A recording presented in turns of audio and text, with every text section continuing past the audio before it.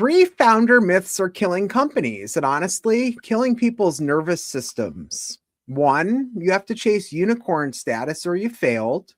Two, growth comes from hacks, not understanding humans. And three, anything labeled casual can't be meaningful. Today's guest has lived inside all three and built through them anyway. He's a former Microsoft guy, built down, and he's dropping a book with Wiley today, April 13th. So we're doing this reality first, myths, mechanisms, and what to do instead. Welcome back to Is Anything Real, the reality first leadership show where operators test advice and publish the receipts so you can ship what works. I'm Adam W. Barney, transition leadership coach for executives and founders, author, and host of this podcast. Today's guest is Colin Hodge, founder of Down, formerly Bang with Friends, Microsoft alum, and he's about to drop a book with Wiley after a 2-year publishing runway because publishing moves at the speed of glaciers. And Colin's thesis is one I love because it's anti-theater. Success doesn't come from chasing the next hack. It comes from understanding consumer psychology, how real humans think, feel, decide, and change. Colin, welcome. Let's make some people uncomfortable. Can't wait. Can't wait to make them uncomfortable, hopefully to change some perspectives and to shatter some of those myths. Cool. Awesome. All right, quick reality check. The startup world is basically a myth factory, right? And founders inhale it Yes. like oxygen. So I want you to pick the first myth and punch it in the face. What's the most common founder myth you see people destroy themselves with? You know, us founders, we are sold this story that to be a success, we have to be a unicorn startup founder. We have to make billions, become a billionaire, and be on all the front pages of every news site, every blog, Reddit, etc. That's not the case. This is such a myth that is fed to us from VCs, from investors, from this competition we have looking and comparing ourselves to others, rather than chasing for us what would make us feel fulfilled, what would have an impact on real people. And this is one of the most dangerous myths there is. Of course, there are plenty of startups that and in industries and problems that you can only solve in a fast way if you throw lots of money at it and go the VC route and all that. And that's great for those problems. We need that sort of high risk capital, that swing for the fences or strike out sort of mentality. But for the vast majority of founders, I want them to know there's another path. You don't have to revere the billionaires and the ones who are getting all the headlines. There's another path to success and to being a fulfilled founder. And that is through running your own business, running it profitably, and growing your impact in your team in a responsible way. Right. Yep. And I mean, there's a gauntlet here we could have run down, right? Unicorn chasing, growth hacks, Mhm. the stigma around casual platforms. But I really feel if your definition of success is borrowed, your life ends up feeling rented, right? So um, I, I, Absolutely. I'd I'd love to then go. Let's start with the one thing that's going to trigger, let's say, half the internet here. The myth being that casual dating apps are shallow and meaningless. What's the reality there that you see? I encounter this myth so often because I founded a dating app and everybody I talk to, I get one of two reactions. I get, "Oh, that's not for me. I would never use that." Or I get, "Oh, wow, that's really smart. I could see myself using it, or I have a friend who could use it." Yep. So the myth that is connected to this, as you mentioned, is this idea that just because something starts casual or is short term even, it doesn't have meaning. And that's a Mhm. myth because so many beautiful relationships start in unexpected ways. Um, and we get value even if it ends early, even if it is in the casual space only. We get value from people that we encounter through learning new things about them, about ourselves, about what we like, what we don't like, providing us comfort and companionship in hard moments or in moments of transition. Yeah. And frankly, when we just need to focus on something else, like I've been focused on my book for the past 2 years, it's been really nice to have casual relationships that don't require that to be my top priority. Yeah. So I think all sorts of life phases and situations call for casual relationships, and there's real human connection there, and there's real value to be had. Yeah. And I mean, I know you've actually done a lot of work there to understand, what contradicts the stigma. You talk to users, you look at data, you've done interviews. What's a story pattern you've seen? Someone comes in after something painful, finds something that fits them for that season, and it actually turns to help them grow. hmm That's definitely the story pattern we see the most, which is somebody is going through some sort of life transition. Maybe it's a rebound from a breakup. Maybe they move to a new city. They just want to meet new people and explore. Maybe they're going through a bit of a phase of, hey, like I'm frustrated with what I've been through and where I'm at. I just want to try something new, or I want to let loose and have an outlet. And so all of these seasons of their lives, the changes that they go through, all these are opportunities for growth and opportunities to connect in a new way with yourself and hopefully with other people. Right, right, right. This is why I love this actually. It's a leadership lesson too, right? Humans Yeah, don't grow in shame, they grow in honesty, and stigma is really just a story people tell when they don't understand real human behavior, right? exactly. We feel so much stigma, and I've battled this myself around embracing our sexuality, around embracing change, even things that are not related to sexuality. People get stuck in their comfort zone. Yep, We can feel stuck in the status quo, what our ego is attached to, including our identity. Oh, I've always been seen as this person. yep, I've always been seen as this person who doesn't use dating apps. Now I'm trying one. What does that mean? That sort of stigma is something that the sooner you break it, the sooner you can grow. And as a founder, I've really found there's a lot of stigma I hold about what sort of business I want to run, how successful that business needs to be, and breaking that stigma really has unlocked a lot of really positive things for my life and for my mental well-being. right, right. There's a myth here that I think is basically a cult, right? That if you don't raise huge rounds, and you kind of spoke to this earlier, and chase that Yeah. unicorn status, you're not a real founder. But you hmm said something powerful, that not everybody wants that. Not everybody needs that. Some people want independence, they want flexibility, or they just want to have a real life. What's the honest alternative definition of success you wish more founders were allowed to say out loud? For me, success really should mean you're having the positive impact that you want to have on the world.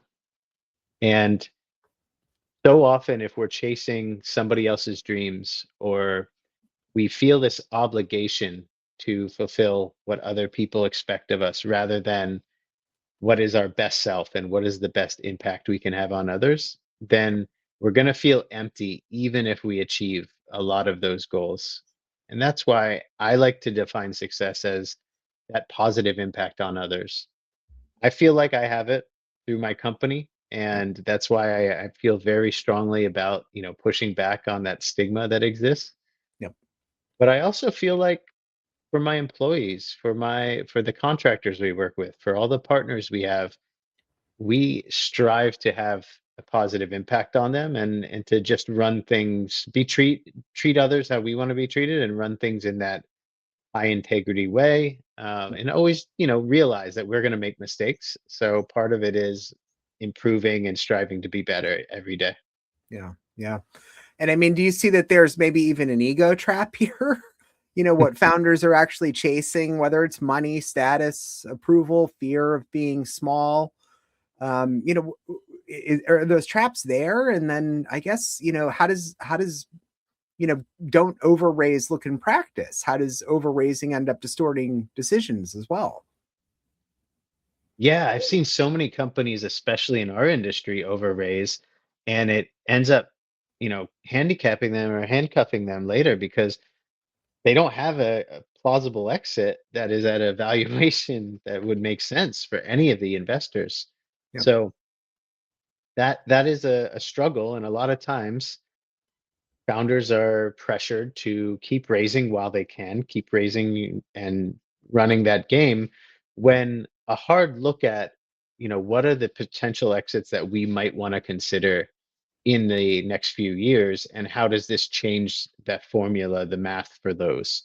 That Yep. is really necessary to have. It's totally connected to ego, and it's also connected to the advice you're getting, right? Right. So I, Right. I don't, I fell for the same sort of traps too.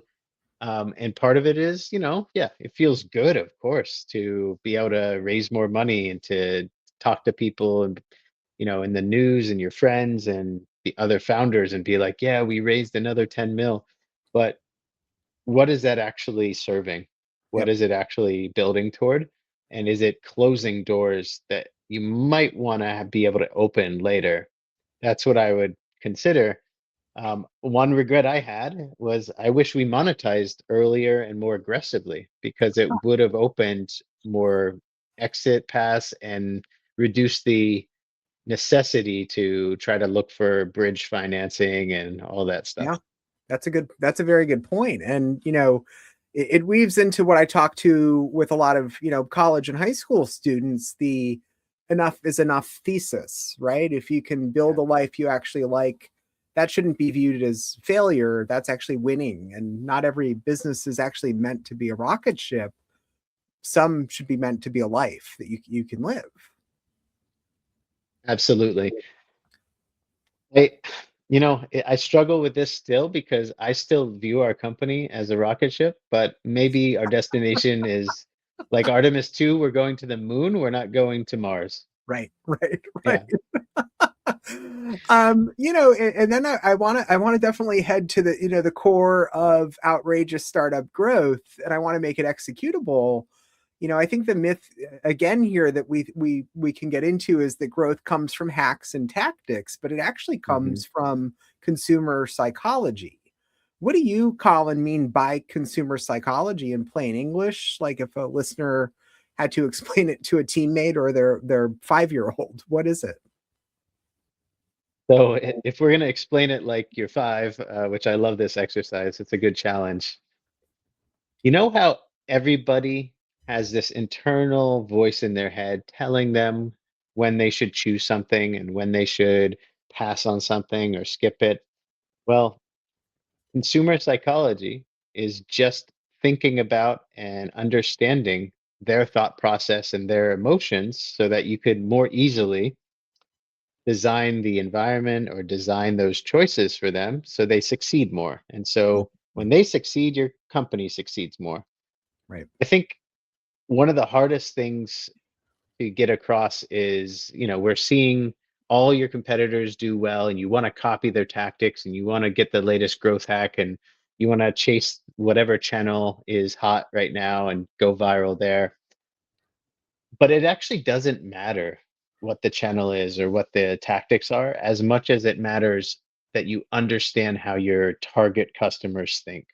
Right. When you do, then all of the rest becomes a lot easier and a lot more repeatable instead of feeling like you're always behind and you're always chasing. Yeah. That's what I'm trying to bestow upon other founders and other marketers and product people.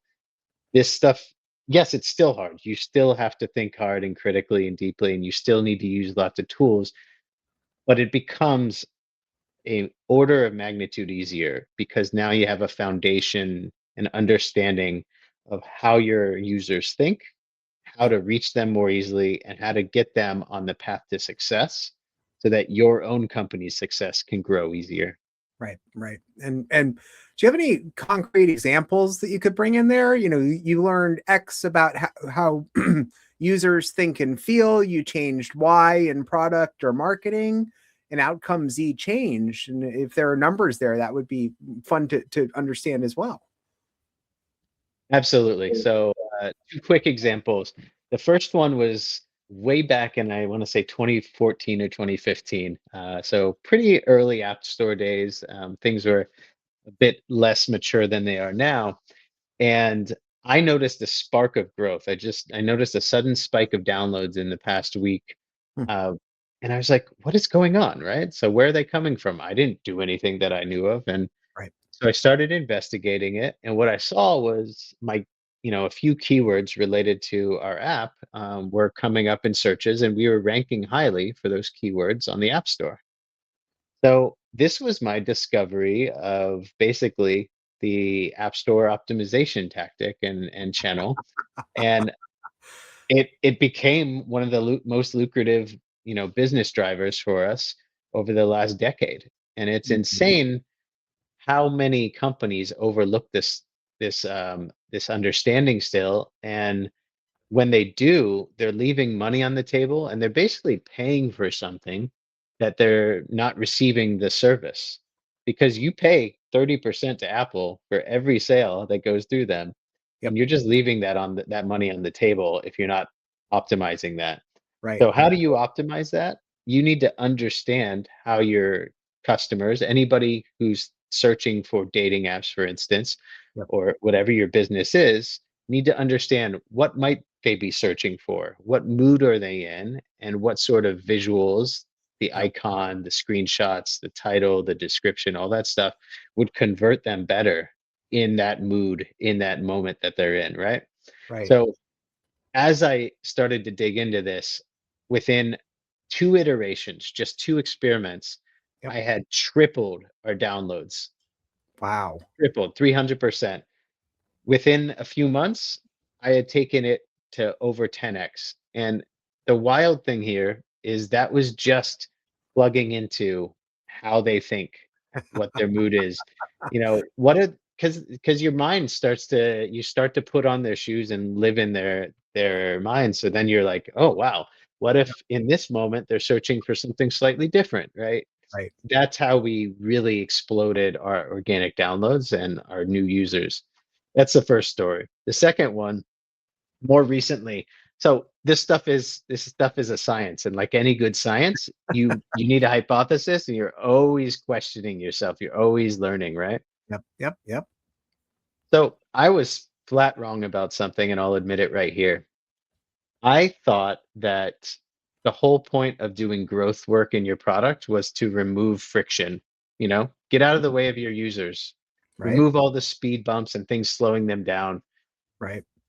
And what I discovered is there's actually something called good friction. And our team needed to introduce better good friction to our app and removed only the bad friction. So where did this show up? Huh. Like most, yeah, right? That it Yeah. sounds a little Yeah. surprising, right? Yep. Yep. Yep. So It's powerful. like most like most apps, we had an onboarding process and we were trying to move our users through that sign up process as smoothly and quickly as possible. But what we actually tested out was if we do an experiment where we add a few steps and they're meaningful steps that help the user make real progress to building a better profile and better understanding what is different about our app, our offering, Yep. so that they connect with it in a deeper way, then Right. they'll be more invested in the app experience, in actually succeeding on our app than they would otherwise. Something called the IKEA effect, after, Yeah. of course, the infamous IKEA furniture. So Right. I don't know, Adam, have you ever you've put together IKEA furniture, surely, right? Yep. Yeah. Oh, many And times. Yes. Yeah. yes, and it's a struggle, right? Right. So that struggle actually it bestows a deeper value on that furniture because of that investment that you personally put into building it. Right. So that $40 you spent, building a small table is now seen as a much bigger investment. You care a lot more about that table you built and spent the time and effort on than you do the I would $40 you spent. argue, especially with IKEA, you actually have to put blood, sweat, and tears into it occasionally. Yes. And literally, yeah, you're wiping off the blood from putting the table together. Exactly. And Yeah. I think this gets into Colin. If you don't understand the human that's behind the product that you're building, the service you're providing, you're just rearranging the buttons that they hit to get to you to your front door. Yes. In another vein, you and I both kind of learned the same thing about books, right? Publishers don't Yes. magically market you. So for No. founders listening who are ready to crack the nut and write their first book, what's one thing you wish every first-time author understood about book launches, of course, because today is yours? Wow. The one thing is really hard to choose just one because I can count 1,000 lessons I've learned along the way. So I'll just go with this. What I'm what I keep returning to is to make the whole process feel authentic to who I am instead Mhm. of just chasing the goal. The goal would be, hey, I want to have a big launch, have it reach lots of founders, and I want them to love the book and give me feedback about how it changed their path or sparked an idea, right? Right, Hopefully that builds into a bestseller. right, Hopefully, right? Fingers crossed. right. But if I just blindly chase that stuff, if I just blindly chase, I want to make this as big as possible, then I'm not having fun in the process and it's not always going to feel like it's a part of me. So the Yeah, one lesson is make it authentic to you and make it just part of who you are and how you want to show up in the world. Because when you do, yes, it's still hard. Yes, there's a lot of work, but oh yeah. man, it's so much more rewarding and fun along the way. Well, and also, a book doesn't necessarily change your life, right? The book plus distribution is what actually can change your life. And I Hmm. would also argue, having my first book, Make Your Own Glass Half Full out, a book is a product, so you should launch it like one. Hmm. All right. Absolutely. Yeah.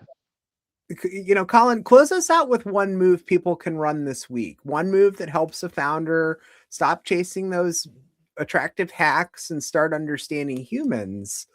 And then, kind of get into the action, the time, and what it unlocks. Definitely.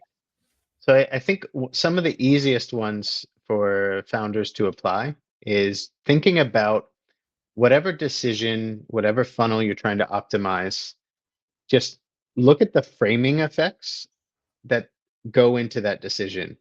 So Mhm. what I mean by that is what are the other things happening around that user's experience that are changing their perception of that decision? So let's say you have a paywall and you want to improve the conversion rate on that. What did they experience right before that? What are the what are the other pricing options that they're seeing there? Right, What's the message and the call to action? All of these things frame their mindset so that you can better understand them and try to drive the behavior that you want. right, So just be aware, like the environment really does shape decisions, and you can frame all of those decisions in a better way once you understand them. right. I love that because most activity is not the same as greater insight, deeper insight, right? Hmm. Awesome. Absolutely. So, and just to elaborate a little more, so if Sure. you know, think about even when you get cold outreach, you get an email when we reached out to you about being on the podcast. Right. It's if I had hit you up right when you were in a bad moment and you were so busy and you were just like, no, I just want to ignore that. And the pitch was not, tight, it wasn't like on point, then that would never be successful. But the same person receiving outreach in a different moment with this right context and framed Mhm. in a good way might say yes. And so that Mhm. is so important. I find, live in your user's shoes as best you can, and then you can understand the framing. Right, right. I love it. Love it. So Colin, with the book launch today, everything else that we covered here, is anything real? I think we're living in a world where less and less appears to be real, but the advantage you can have as a founder is to return to that humanity, return to that reality, and bring that authenticity through so that you are one of the main sources of something that's real. When Right. you do, people are going to be attracted to it, and that gives you the sustainable advantage over all the people who are fake and all the AI that's fake. That's incredible. Colin, where can folks find you? Obviously, if they can't see on the screen right there, Yeah. down and the book, especially as outrageous startup growth hits today. Yeah, you can find Outrageous Startup Growth at any of your favorite booksellers. We're already an Amazon bestseller and hoping for more. So you can find us also at colinhodge.com, and you'll find links to everything you need there. Awesome. And we'll, of course, link to that in the show notes below, Colin. But for our listeners, if this episode hit you, send it to one founder who's chasing the wrong scoreboard. And, if you're leading through change and are looking for that reality first reset, there's a 20-minute clarity call linked in the show notes below as well with me. No pitch, just to get space and get honest about what's working, what's waste, and one move to run next. But Colin, thanks for joining. And until next time, proof over performance and ship what works. Thank you for having me.